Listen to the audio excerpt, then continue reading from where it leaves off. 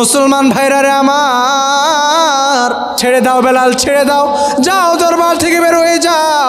বেলাল চিন্তা করলো নবীর আদেশ যদি অমান্য করি তাহলে হতে পারে আমার আল্লাহ আমার উপর রাগ করতে পারে। আমার নবীর চরিত্র কেমন ছিল আমার ভাইরা রে? হযরতে বেলাল হাবশী রাদিয়াল্লাহু তাআলা আনহু, যার নাম আমরা সবাই শুনি। এই বেলাল কি দেখে আমার নবীর প্রতি এতটা আকৃষ্ট হয়ে গেছে, কি দেখে নবীর উপর এভাবে ঈমান এনেছে, কিভাবে আমার নবীর উপরে এতটা তার শক্তি ঈমান চলে এসেছে। আরে আমার নবী তো বেলালকে আহামরি তেমন কোনো মুজিজাও দেখায় নাই, শুধুমাত্র উত্তম চরিত্রের মাধ্যমে বেলাল কালেমা পড়েছে। কিভাবে কালেমা পড়েছে? বেলাল ছিল গোলাম, বেলাল এক মালিকের গোলামি করতো, তার নাম ছিল উমাইয়া। উমাইয়া ছিল দুষ্ট লোক, খুব রাগী লোক। তার গোলামদের উপরে অত্যাচার করতো, নির্যাতন করতো, বেলালের উপর প্রত্যেকটা সময় নির্যাতন করতো। হযরতে বেলালকে একদিন উমাইয়া 10 কেজি চাউল এসে বলে, বেলাল ধরো, এই চাউলগুলোকে তুমি ভাঙবা, আগামীকাল আমার মেহমান আসবে, মেহমানদেরকে চাউলের গুঁড়ি দিয়ে আমি রুটি বানিয়ে অথবা আমি পিঠা বানিয়ে, বিভিন্ন ধরনের পিঠা বানিয়ে আমি মেহমানের মেহমানদারি করব। বেলালে হাবশীকে প্রচুর অত্যাচার করার কারণে বেলালে হাবশী কিছুটা অসুস্থ ছিলেন। বেলালে হাবশী রাদিয়াল্লাহু তাআলা আনহু তিনি সেই গমগুলোকে অথবা সেই চাউলগুলোকে তিনি ভাঙতে লাগলেন ঢেকু দ্বারা। অনেকের মতে তিনি ভাঙতেছেন অথবা চাকি দ্বারা তিনি ভাঙতেছেন। দেখা যায় এমন তো অবস্থায় হযরতে বেলাল রাদিয়াল্লাহু তাআলা আনহু ক্লান্ত হয়ে গেলেন, অসুস্থ হয়ে গেলেন।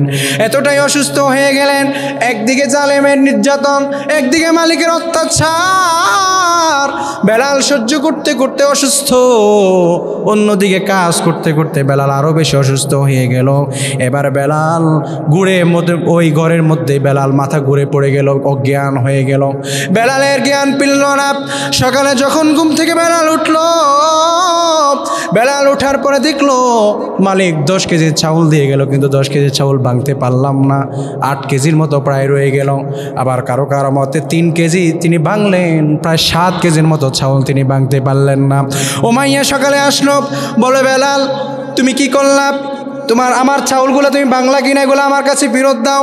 বেলাল বলে, না মালিক পারি নাই, অসুস্থ হয়ে গেছি, মাথা ঘুরে কিভাবে পড়ে গেছি তাও জানি না। যদি আমি জ্ঞান থাকতো, আমার সুস্থ থাকতাম, আমি যদি সুস্থ থাকতাম অবশ্যই আপনার কাজটা সম্পন্ন করেই তবে আমি বেলাল ঘুমাইতাম। মালিক বলে, না মানি না।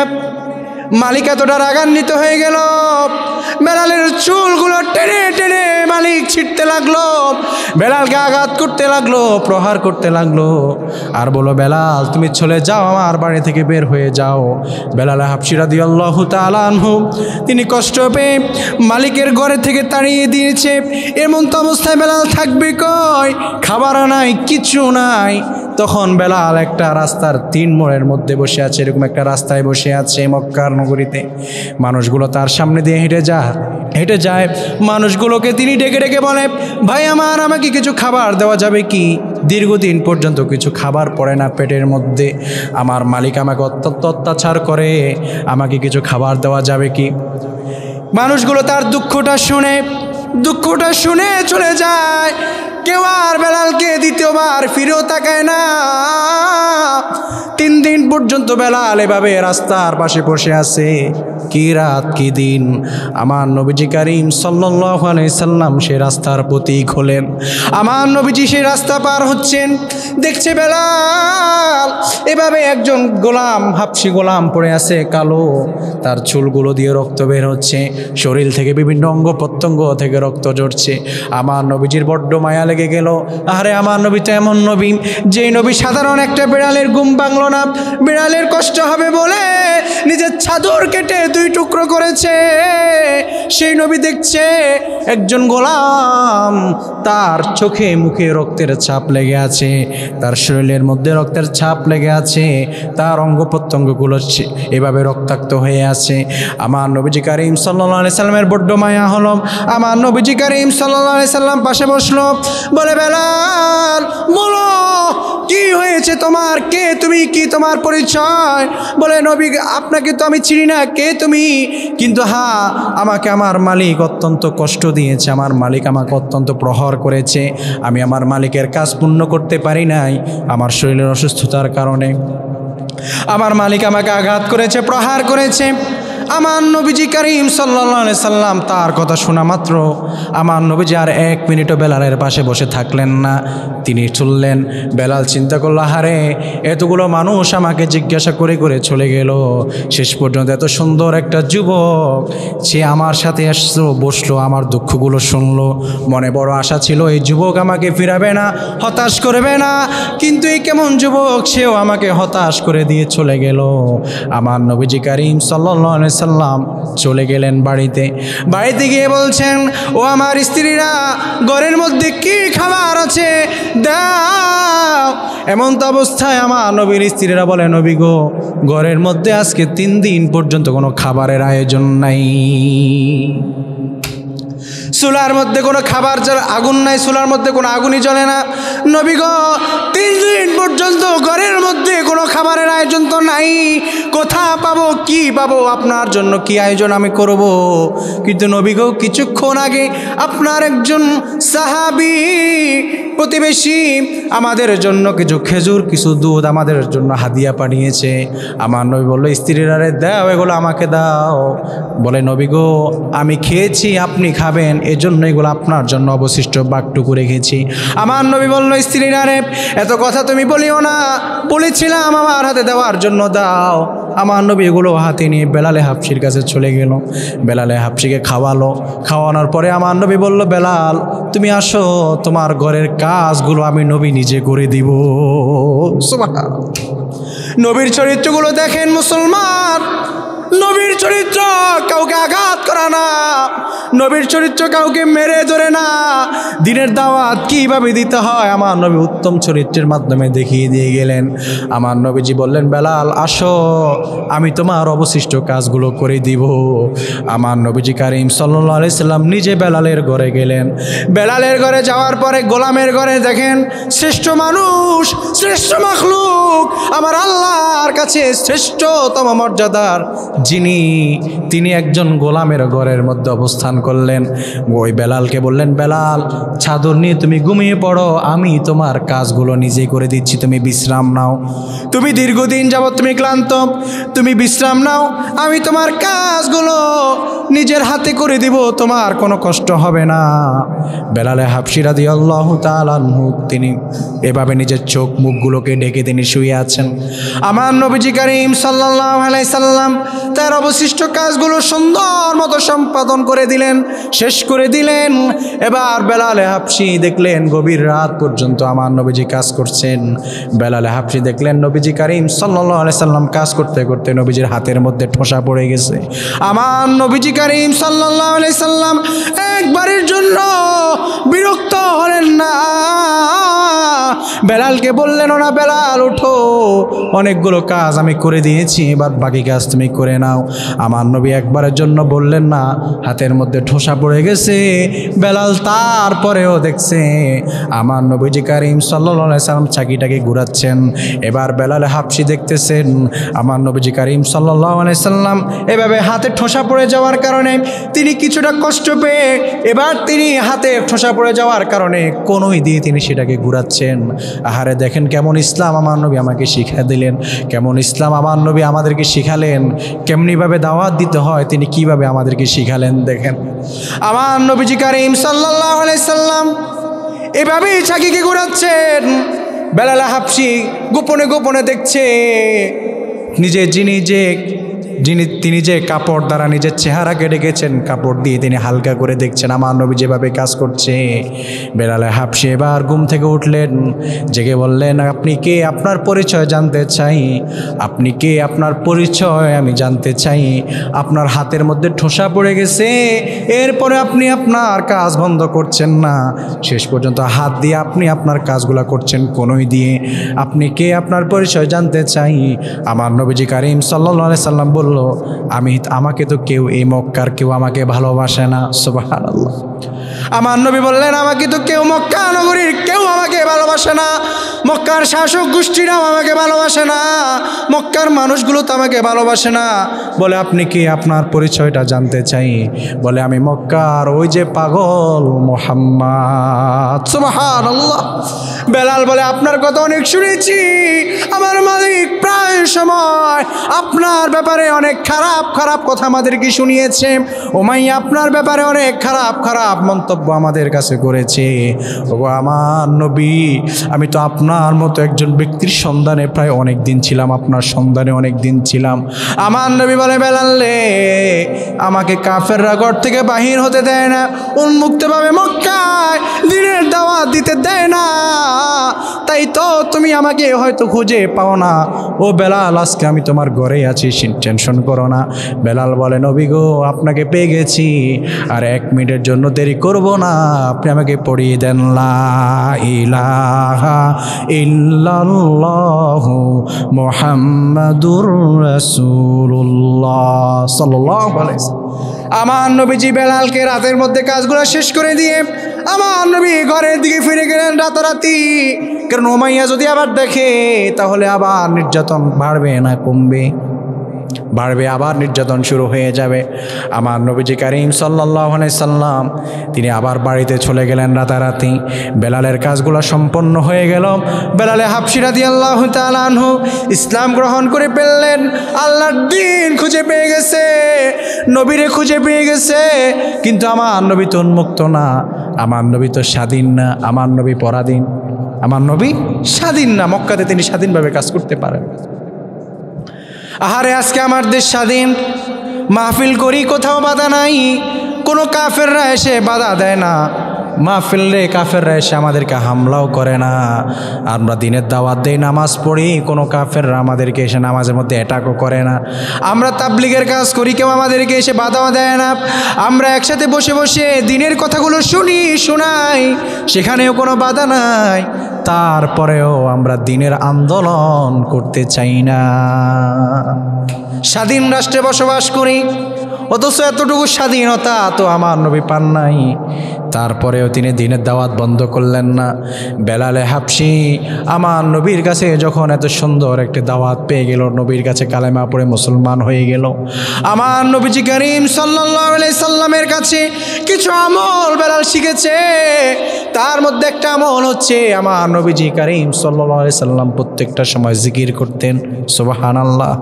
আমার বেলালে হাবশী জিকির শুরু করে দিল, সুবহানাল্লাহ, আলহামদুলিল্লাহ, লা ইলাহা ইল্লাল্লাহু আল্লাহু আকবার। উমাইয়া বেলালের পরিবর্তন দেখতে পেল।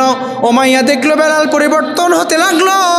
বেলাল কেমন জানি পরিবর্তন হচ্ছে। আমরা যে খোদার ইবাদত করি, বেলাল সে খোদার ইবাদত করে না। আমরা যার কাছে মাথা নত করি, বেলাল তার কাছে মাথা নত করে না। এক কথায় বেলালের চরিত্র চেঞ্জ হয়ে গেল। বেলাল কেমন জানি একটু অন্যরকম আচরণ শুরু করে দিল। উমাইয়া বলল, বেলাল কেন তুমি কেমন জানি ধর্মীয় ক্ষেত্রেও পরিবর্তন হয়ে গেছো? বেলাল এবার উন্মুক্তভাবে বলে দিল, ও উমাইয়া, আমার মালিক, আমি সত্যের সন্ধান পেয়ে গেছি। আমি মুহাম্মদ সাল্লাল্লাহু আলাইহি সাল্লামের হাতে হাত রেখে আমি কালেমা পড়ে মুসলমান হয়ে গেছি। আমি এখন তার উম্মতদের অন্তর্ভুক্ত হয়ে গেছি। কেমন ভাবে ইমান, তারা ইমানের পরীক্ষা কেমন ভাবে দিয়েছেন মুসলমান ভাইয়েরা রে আমার, কেমন ভাবে ইমানের পরীক্ষা দিয়েছেন। এরপরেও তারা ইমানের পরীক্ষা থেকে, আল্লাহর দিন থেকে 1 মিনিটের জন্য তারা সরে যান নাই। 1 মিনিটের জন্য তারা আল্লাহকে বলেন নাই। মুসলমান ভাইরা রে আমার, প্রায় সময় তো আমরা আফসোস করি, আল্লাহ কেমন ইমান আনলাম, যে মানে উহুদ আসে না, যে মানে বদর আসে না, যে মানে খন্দক আসে না, কেমন ইমানদার হলাম। ও আল্লাহ, যদি তুমি আমি বেঁচে থাকতে উহুদ দিতা, উহুদের সাহাবীদের মতো নিজের জীবনকে বিলীন করে দিয়ে নিজেকে সেই সাহাবীদের মতো ধন্য করতাম। বদরের প্রান্তে 313 জন সাহাবীদের মতো নিজের জীবনকে বিলীন করে দিয়ে দেখিয়ে দিতাম সে কাফেলার সদস্য যেভাবে তারা হয়েছে, সফল হয়েছে, তাদের নামে তাদের আমাদের শানে এখনো বিভিন্ন মসজিদ মাদ্রাসায় বদরি সদস্য হয়। আল্লাহ সেভাবে আমরা নিজেরা নিজেদেরকে বিলীন করে দিতে পারতাম। কেমন ইমান আনলাম, আমার ইমানে ওহুদও আসে না, বদরও আসে না, খন্দকও আসে না, জিহাদ ফি সাবিলিল্লাহর জন্য অন্তরটা প্রস্তুত নয়। কেমন ইমান আনলাম আল্লাহ। দেখেন মুসলমান ভাইরারে আমার, যখন উমাইয়া জানতে পারল বেলাল ইসলাম গ্রহণ করেছে, আমাদের দল থেকে বাহির হয়ে গেছে, এবার বেলালের উপরে নির্যাতন স্টিম রোলার শুরু হয়ে গেল। বেলালের উপর নির্যাতন শুরু হয়ে গেল। বেলালকে উন্মুক্ত মরুভূমির মধ্যে, উত্তপ্ত মরুভূমির মধ্যে নিয়ে যাওয়া হলো, যেখানে রুদ্রের এত তাপ বেলালকে ভেঙে সেই মরুভূমির মধ্যে দীর্ঘ সারাটা দিন রেখে দিয়েছে। বেলালের মুখে একটুকু পরিমাণ খাবারও নাই, কিচ্ছু নাই। রাত্রি হয়ে গেল, এবার বেলালকে তো কিছু না কিছু করতে হবে। এবার বেলালকে আবার ঘরের মধ্যে নিয়ে উমাইয়া টানিয়া উপরের সাথে খাটের উপরে এভাবে ধরে, এভাবে ঘরের মাঝিতে এভাবে ঝুলিয়ে রাখতো উমাইয়া। বেলাল সারা রাত এভাবে ঘরের মধ্যে ঝুলে ঝুলে নির্যাতন সহ্য করত। আবার দিন আসলো, বেলালকে খাবারও দেয় না, পানিও দেয় না।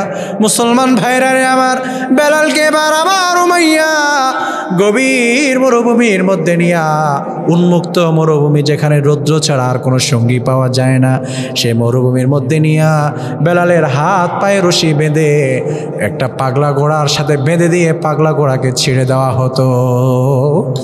বেলালকে টেনে টেনে পাগলা ঘোড়া যেত। মরুভূমির উত্তপ্ত মাটিগুলো, পাথরের কণাগুলো বেলালের শরীরের চামড়াগুলো পর্যন্ত ছিঁড়ে ছিঁড়ে যেত। আমার মুসলমান ভাইয়েরা, বেলালের পুরো পিঠের সবগুলো চামড়া উঠে গেছে। বেলালকে তারপরেও উমাইয়া ছাড়ে না। সারাদিন এভাবে নির্যাতন করার পরে উমাইয়া আবারও বেলালকে মরুভূমির উত্তপ্ত সেই গরম মাটির উপরে বেঁধে রেখে, চারটা হাত পা বেঁধে রেখে, চারটা খুঁটির সাথে বেলালের বুকের উপরে, পিঠের উপরে বড় বড় পাথরগুলোকে চাপিয়ে দিয়ে রাখতো সারাটা রাত। বেলালের এভাবে নির্যাতন বেলাল সহ্য করছে। একদিকে গোলাম খাবার পানি দেয় না, অন্যদিকে বেলালের উপরে এভাবে নির্যাতন শুরু হয়ে গেছে। এমন তো অবস্থা, একদিন আবু বকর সিদ্দিক রাদিয়াল্লাহু তাআলা আনহু উমাইয়ার বাড়ির সামনে দিয়ে তিনি হেঁটে যান। দেখতেছেন এভাবে একজন গোলামের উপরে নির্যাতন করছে উমাইয়া। বেলাল যায় উমাইয়াকে বলছে, উমাইয়া এটা কি তোমার সামনে যায়? তুমি এত বড় লোক। হযরত আবু বকর সিদ্দিক রাদিয়াল্লাহু তাআলা আনহু উমাইয়াকে বলছেন, উমাইয়া তোমার সামনে তো এটা যায় না। তুমি এত বড় লোক, মদিনাতে মক্কাতে তোমার এত দাম, এত সম্পদ তোমার আছে, তোমাকে মানুষ এত মূল্যায়ন করে, তোমার শানে কি এটা যায়? উমাইয়া বলে, কি? বলে, তুমি একজন গোলামকে এভাবে নির্যাতন করতেছো, তাকে মেরে ফেলবা। সাধারণ, তুমি এত বড় সম্পদশালী, মক্কাতে এত পাওয়ার তোমার আছে, তুমি সাধারণ এত পাওয়ারওয়ালা মানুষ, তুমি তো মারবা আরেকজন পাওয়ারওয়ালা রে। তুমি নেতা, মারবা আরেকটা নেতা রে। তুমি সাধারণ একটা গড়ের গোলাম রে মাইরা তোমার লাভ কি? এটা কি তোমার সামনে যায় বেলাল? এটা কি তোমার সামনে যায় উমাইয়া? উমাইয়াকে এভাবে আবু বকর যখন বলল, উমাইয়াও চিন্তা করলো, আসলেই তো আমি এত বড় ব্যক্তি, এত মান সম্মান আমার মক্কাতে, আমি বুঝি মারবো সাধারণ আমার ঘরের গোলাম রে, এটা তো আমার সামনে যায় না। উমাইয়া বলল, ঠিক আছে, তুমি কি বলতে চাও বলো। আবু বকর বলল, যেহেতু তাকে তুমি মারবা না, যেহেতু তুমি বুঝতে পেরেছো, তাহলে এখন কি করা যায়? আবু বকর বলল, তুমি এই গোলামকে আমার কাছে বিক্রি করে ফেলো টাকার বিনিময়ে। উমাইয়াও চিন্তা করছে, সাধারণ একটা গোলাম, এরে মাইরা তো নিজের ইজ্জত সম্মান নষ্ট করে লাভ নাই, একে মেরে তো নিজের ইজ্জত সম্মান নষ্ট করে লাভ নাই। তাহলে মুসলমান ভাইরা আমার, লিল্লাহি তাকবীর। আমাদের আজকের মাহফিলের প্রধান আকর্ষণ অন্ধ হাফেজ আমাদের হযরত মাওলানা আব্দুল করিম ফুলগরি সাহেব, তিনি এসে আমাদের মাঝে উপস্থিত হয়েছেন। ইনশাল্লাহ আমি আমার আলোচনা শেষ করে দিচ্ছি অল্প সময়। উমাইয়া আবু বকর সিদ্দিক রাদিয়াল্লাহু তাআলা আনহু প্রস্তাবে রাজি হলেন। তিনি চিন্তা করলেন, তিনি কি চিন্তা করলেন? সাধারণ গোলামকে মেরে তো আমার কোনো লাভ নাই, কারণ গোলামরে মেরে তো মানুষ বলবে স্বাভাবিক, বাড়ির মালিক গোলামকে মেরে ফেলছে, এটা তো আর তেমন কিচ্ছু না, এটা তো ফাওয়ারেরও কিচ্ছু না। তাহলে একদিকে বেলালের শক্তিও নাই শরীরে, বেলাল গোলামের দিক থেকে একদম শেষ হয়ে গেছে, কি দিয়ে আর কোনো কাজ করানো যাবে না, হাত পাগুলা ভেঙে গেছে, পিঠের হাড্ডি গুড্ডিগুলোও ঠিক নাই, মেরুদণ্ড ঠিক নাই। এই গোলামরা আর আমার কাছে রেখে লাভ নাই, আবু বকর তুমি নিয়ে যাও। 10টা স্বর্ণ মুদ্রার বিনিময়ে আবু বকর কিনে নিয়ে গেল বেলালকে। আহারে বেলাল চলে গেল, আমার নবীর কাছে গিয়ে আমার আবু বকর সুফর্দ করে দিল, বলে নবী রাখেন, এই গোলামকে আমি আজাদ করেছি টাকার বিনিময়ে শুধু ইসলামের জন্য। চিল্লা বলেন সুবহানাল্লাহ। সম্মানিত উপস্থিতি, বেলাল ইসলাম গ্রহণ করার পরে নবীর কাছে যাইয়া নবীর কেমন আশেক হইছে, শুধু একটু উদাহরণ দিলে বুঝবেন বেলাল কেমন নবীর আশেক হইছে। বেলাল নবীর একটু পাশ ছাড়ে না, 1 মিনিটের জন্য বেলাল নবীজির পাশ ছাড়ে না, নবীর থেকে 1 মুহূর্তের জন্য দূরে সরে যায় না। আমার নবীজি কারীম সাল্লাল্লাহু আলাইহি সাল্লামের কাছে একদিন মক্কার কুখ্যাত কাফেররা দলবল নিয়ে এসেছে, আবু সুফিয়ান এসেছে, উতবা এসেছে, সাইবা এসেছে।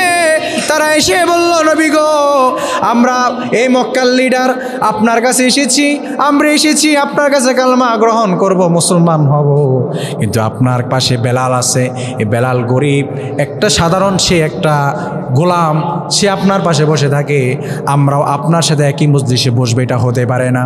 আমার নবীজি বললেন, বেলাল ঠিক আছে, তুমি তাহলে 1 দিনের জন্য তুমি আমার দরবার ত্যাগ করো, তুমি আমার ঘর থেকে বের হয়ে যাও, মসজিদ ত্যাগ করো, আমার পাশটা ত্যাগ করো, কারণ এরা যদি মুসলমান হয়ে যায় ইসলামের অনেক উপকার হবে, অনেক খেদমত হবে। বেলাল বলে, নবী গো, কেমনে আপনি আমাকে বাহির করবেন? আপনি বলছেন আপনার দরবার ছাড়া আমি 1 দিন থাকতাম, আমি তো আপনাকে ছেড়ে 1 মুহূর্ত সুস্থ থাকতে পারবো না। আমার নবীজি কারীম সাল্লাল্লাহু আলাইহি সাল্লাম যখন বারবার এভাবে বেলালে হাবশিকে বলছেন, বেলালে হাবশি বের হয়ে যায়, কিন্তু বেলালে হাবশির 2 চোখ দিয়ে টপ টপ করে পানি পড়ে। কিভাবে আমি থাকবো একটা দিন নবীর দরবার ছেড়ে, আমি কিভাবে থাকবো? বেলাল বিরহ বেদনা সহ্য করতে না পেরে খেজুরের বাগানের ভিতরে চলে যায়, গহীন খেজুরের বাগানের ভিতরে বেলাল কাঁদতেছে। আমার আল্লাহ জিবরাইল আমিনরে পাঠিয়ে দিলেন, জিবরাইল আমিন যাও যাও আমার বন্ধুরে তুমি জানায়া দাও, আবু সুফিয়ান লাগবে না, উতবারেও লাগবে না, সাইবারেও লাগবে না, আমার এক বেলালকে লাগবে। এরকম ইমান আমার বেলাল আমার নবীর উপরে এভাবেই ইমান এনেছে। মুসলমান ভাইরা রে আমার, এজন্য আমাদের ইমানকে মজবুত করতে হবে, নবীর জন্য জানমাল, আল্লাহর দ্বীনের জন্য জানমাল কোরবানি করতে প্রস্তুত থাকতে হবে। যদি বা আমাদের জীবনগুলোকে আমরা এভাবেই সুবর্দ করে দিতে পারি। আমার দেশে 95% মুসলমান আছে, নামে শুধুমাত্র, আমরা নামে শুধুমাত্র 95% মুসলমান, কিন্তু অথচ দেখা যায় ফজরের নামাজে 20% মুসল্লিও পাওয়া যায় না। যেদিন এই দেশে 95% মুসলমানের মধ্যে 70% মুসলমান অথবা 60% মুসলমান ফজরের নামাজের মুসল্লি হয়ে যাবে, ওই দিন আল্লাহ তাআলা এই সমাজের মধ্যে তার দ্বীনকে প্রতিষ্ঠিত করে দিবেন। কিন্তু নামই 95% মুসলমান, কামে মুসলমান নাই। সমাজে 1-2 জন পাওয়া যায়, ফজরের সময় দেখা যায় সমাজে মুসলমান কত পার্সেন্ট আছে। এজন্য মুসলমান ভাইরা রে আমার, বেলালে হাবশি কেমন ইমান তার ভিতরে ছিল। আবু বকর জান্নাতের সার্টিফিকেট পাইছেন, ওমর জান্নাতের সার্টিফিকেট পাইছেন, ওসমান জান্নাতের সার্টিফিকেট পাইছেন। এভাবে আশারায়ে মুবাশশিরিন 10 জন সাহাবীর নাম জানি। আশারায়ে মুবাশশিরিন 10 জন সাহাবী ছাড়াও অনেক সাহাবীরা জান্নাতের সার্টিফিকেট ভুক্ত হয়ে গেছে। তারা দুনিয়াতে থেকে জান্নাতে যাবে তার গ্যারান্টি পাইছে। আর বেলাল দুনিয়াতে থেকে জান্নাতের মধ্যে ভ্রমণ করেছে। সুবহানাল্লাহ। আমি কালকে যখন বেলালে হাবশিকে নিয়ে হাদিসগুলো গবেষণা করি, আমার কেন জানি মনে হয়েছে নবীজির যত সাহাবী ছিল সব থেকে কষ্ট নির্যাতন যিনি সহ্য করছেন তিনি হচ্ছেন বেলাল, এবং কি সবচেয়ে বেশি সম্মানিত যিনি হয়েছেন তিনি বেলাল। আপনাদেরকে যদি বলা হয় সাহাবীদের মধ্যে প্রথম এমন সাহাবীদের নাম বলেন, আপনি বলবেন আবু বকর, কিন্তু আবু বকর জান্নাতের সার্টিফিকেট পাইছেন। জান্নাত কেমন সেটা আবু বকর দেখে নাই। আমার নবী বলেন, ও বেলাল, আমি তোমার পদধ্বনি আমি জান্নাতের মধ্যে শুনতে পাই। বেলালের আজান আল্লাহর আরশে আজিম পৌঁছে যায়। বেলালে হাবশি আজান দেয় না, আমার আল্লাহ খোঁজ নেয়, নবী গো আজকে কি মক্কাতে আজান হয় নাই? নাই, মদিনা থেকে আজকে আজান হয় নাই। সুবহানাল্লাহ। নিজের ইমানকে প্রস্তুত করেন, আল্লাহর দ্বীনকে যদি আপনি নিজের ভিতরে প্রবেশ করে নেন, আল্লাহ তাআলার নবীর সুন্নাহগুলোকে যদি আপনি আপনার ভিতরে প্রবেশ করান। নবীজি বললেন, মান আহাব্বা সুন্নতি ফাকাদ আহাব্বানি ওয়ামান আহাব্বানি কানা মাই ফিল জান্নাহ। যে আমার সুন্নতকে অনুসরণ করলো সে যেন আমি নবীকে অনুসরণ করলো, যে আমাকে অনুসরণ করলো সে আমার সাথে জান্নাতে থাকবে। আল্লাহ কোরআনে বলেন, কুল ইন কুনতুম তুহিব্বুনাল্লাহ ফাত্তাবিউনি ইউহিব্বুকুমুল্লাহ ওয়া ইয়াগফির লাকুম যুনুবাকুম ওয়াল্লাহু গফুরুর রহিম। যারা আমার হাবিবকে, আমার হাবিব যারা আমি আল্লাহকে পেতে চায় তারা যেন আমার হাবিবকে ভালোবাসে, আর তারা যদি আমার হাবিবকে ভালোবাসতে পারে, ওয়া ইয়াগফির লাকুম যুনুবাকুম, আমি আল্লাহ তাদের জিন্দেগির সব গুনাহগুলোকে মাফ করে দিব। বলো তো মুসলমান, যদি আমার আল্লাহ সব গুনাহগুলোরে মাফ করে দেয়, জান্নাতে যেতে আর কোনো বাধা আছে নাকি? নাই। তার মানে বোঝা যায় আল্লাহ এবং তার নবীকে অনুসরণের মাধ্যমে আল্লাহর নৈকট্য হাসিল করা যায়। আর আল্লাহর নৈকট্য হাসিল করলে আল্লাহ সব গুনাহ মাফ করে দিবেন, আর তার বিনিময় আমার আল্লাহ আমার হাবিবের সাথে জান্নাতে থাকার ব্যবস্থা আল্লাহ তাআলা করে দিবেন ইনশাআল্লাহ। এজন্য আল্লাহ তাআলার কোরআন এবং এই সুন্নাহ, এই দুইটা জিনিসকে আমাদেরকে আখড়ায় ধরতে হবে। সব পথ ছাড়তে হবে, কোরআনের পথ ধরতে হবে। আল্লাহর কোরআনকে যেন আমরা আখড়ায় ধরতে পারি, আল্লাহ আমাদেরকে সে তৌফিক দান করুন।